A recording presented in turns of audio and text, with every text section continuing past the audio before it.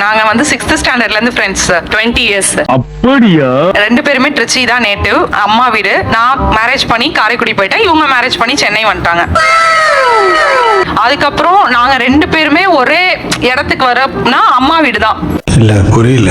அவளும் அம்மா வீட்டுக்கு வரணும், நானும் அம்மா வீட்டுக்கு வந்தா ரெண்டு பேரும் மீட் பண்ணிக்கலாம். அந்த இடத்த வந்து நாங்க யூஸ் பண்ணிக்குவோம். அக்கம் பக்கத்துல குடி இருக்காளுங்களே உன் ஃப்ரெண்ட் அவ்வளவு கொடுத்தா நானே சிந்திச்சு திருச்சியில எங்க போவீங்க?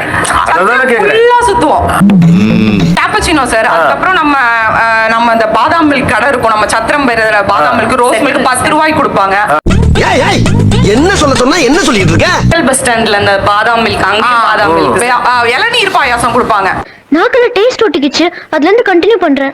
ஒவ்வொன்னுக்கு ஒரு பிளாஸ்டிக் வச்சிருக்கா. ஹெட் போஸ்ட் ஆபீஸ்ல சிக்னல்ல சார் ஜூஸ் பாய் கடை.